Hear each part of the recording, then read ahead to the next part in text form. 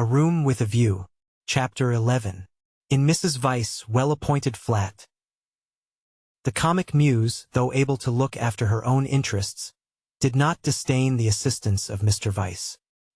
His idea of bringing the Emersons to Windy Corner struck her as decidedly good, and she carried through the negotiations without a hitch. Sir Harry Otway signed the agreement, met Mr. Emerson, who was duly disillusioned. The Miss Allens were duly offended, and wrote a dignified letter to Lucy, whom they held responsible for the failure. Mr. Beebe planned pleasant moments for the newcomers, and told Mrs. Honeychurch that Freddie must call on them as soon as they arrived. Indeed, so ample was the muse's equipment that she permitted Mr. Harris, never a very robust criminal, to droop his head, to be forgotten and to die. Lucy, to descend from bright heaven to earth, whereon there are shadows because there are hills. Lucy was at first plunged into despair, but settled after a little thought that it did not matter the very least. Now that she was engaged, the Emersons would scarcely insult her and were welcome into the neighborhood. And Cecil was welcome to bring whom he would into the neighborhood.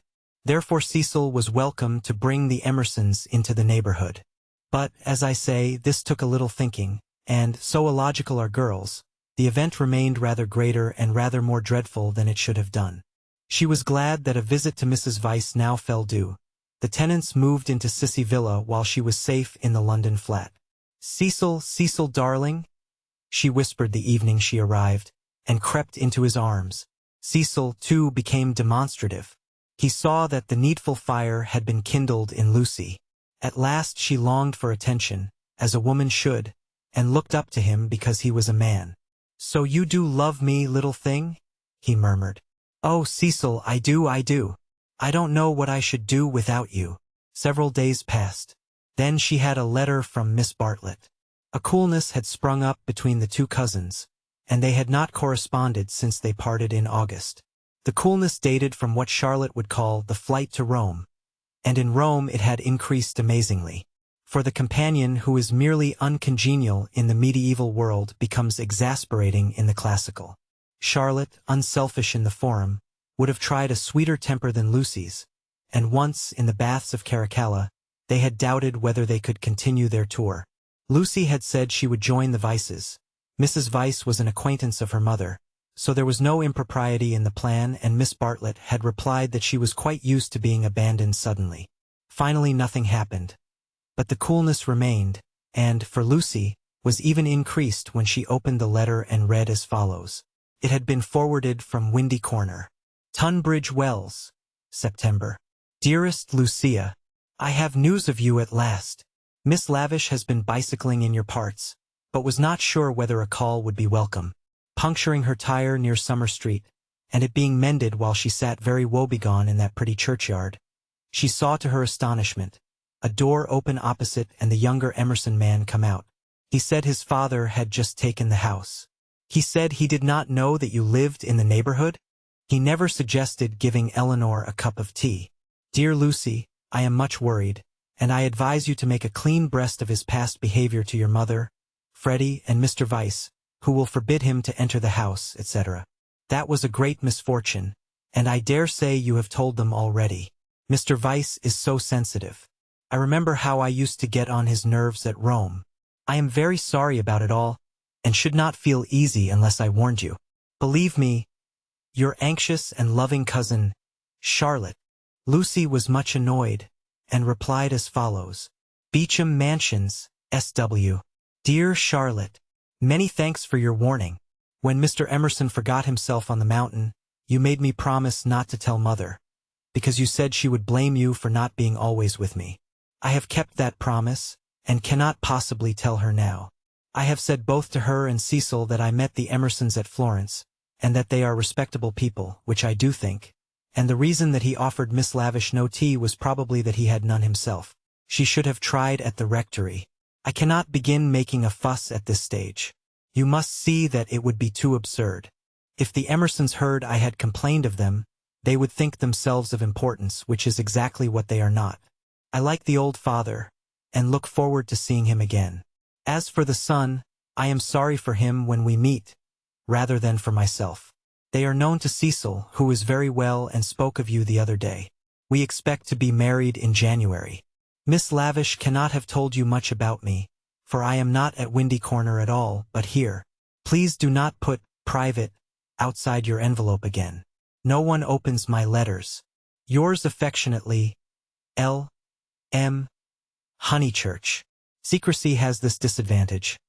We lose the sense of proportion. We cannot tell whether our secret is important or not. Were Lucy and her cousin closeted with a great thing which would destroy Cecil's life if he discovered it, or with a little thing which he would laugh at? Miss Bartlett suggested the former. Perhaps she was right. It had become a great thing now. Left to herself, Lucy would have told her mother and her lover ingenuously, and it would have remained a little thing. Emerson, not Harris. It was only that a few weeks ago. She tried to tell Cecil even now when they were laughing about some beautiful lady who had smitten his heart at school. But her body behaved so ridiculously that she stopped. She and her secret stayed 10 days longer in the deserted metropolis, visiting the scenes they were to know so well later on. It did her no harm, Cecil thought, to learn the framework of society, while society itself was absent on the golf links or the moors. The weather was cool, and it did her no harm.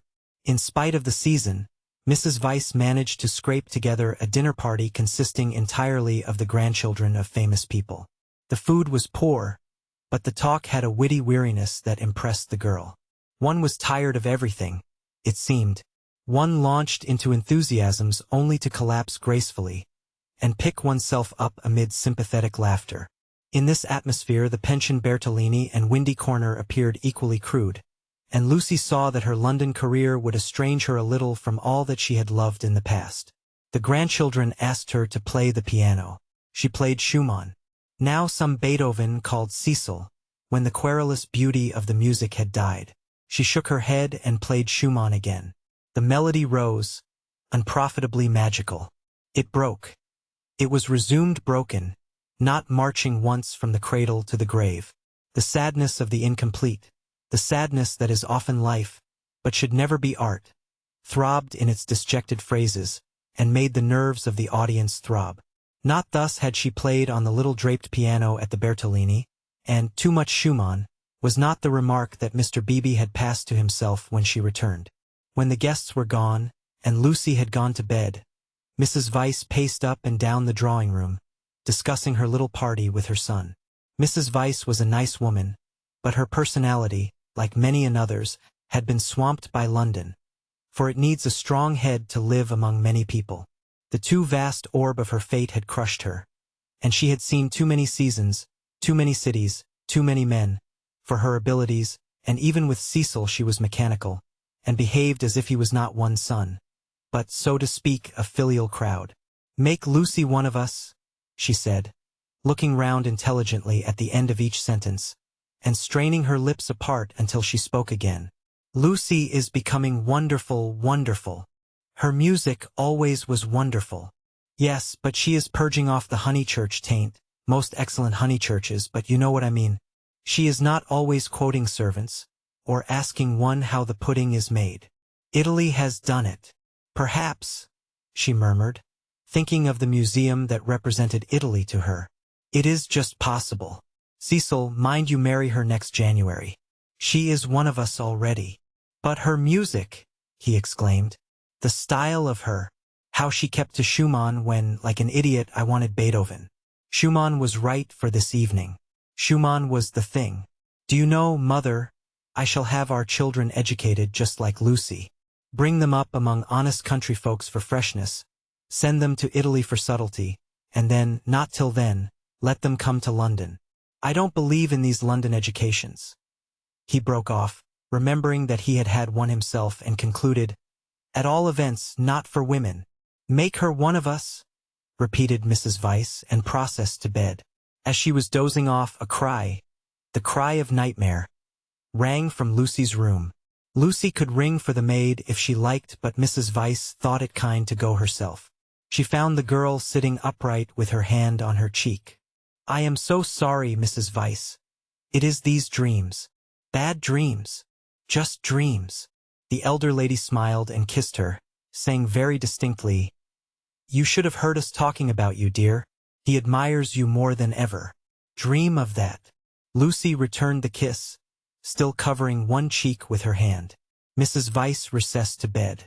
Cecil, whom the cry had not awoke, snored. Darkness enveloped the flat.